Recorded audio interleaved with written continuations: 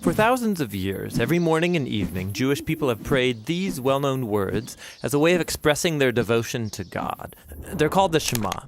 Hear, O Israel, the Lord is our God, the Lord is one. And as for you, you shall love the Lord your God with all of your heart, with all of your soul, and with all of your strength.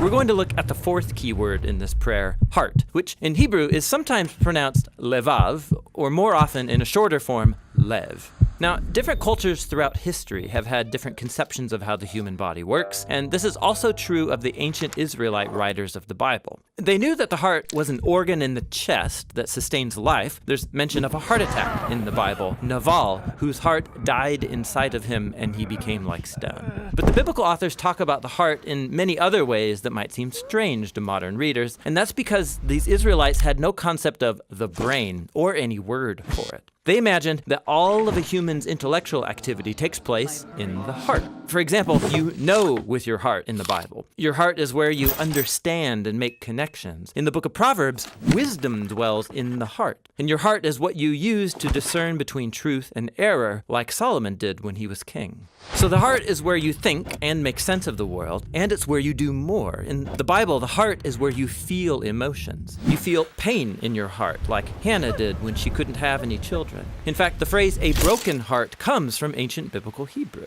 You also experience fear in your heart. Your heart can melt or be distressed. Your heart can even be depressed. But then on the flip side, your heart is where you experience joy. In Hebrew, to be happy is to be good of heart, or to have a heart of joy.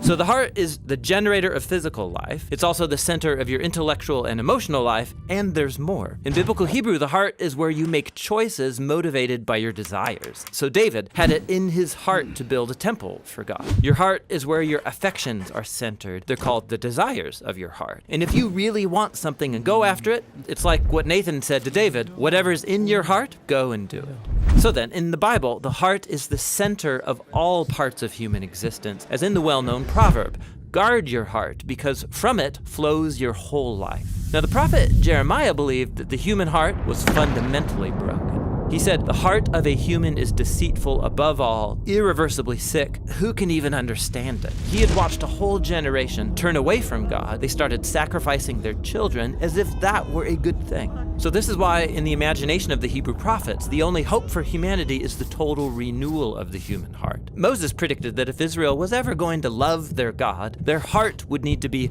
circumcised, which is a very vivid and surprising metaphor about removing evil and stubbornness from the human heart. David, after he committed murder and adultery, pleads with God to create in me a pure heart.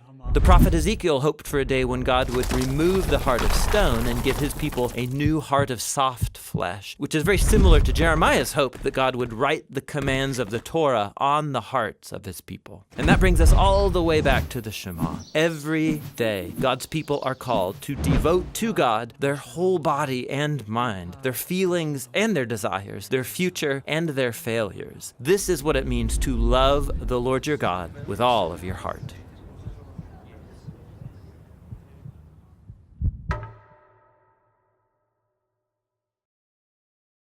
Thanks for watching this Bible Project video. We have a lot more word study videos coming down the pipeline. If you heart this video, you can help us make more, and you can do that at thebibleproject.com.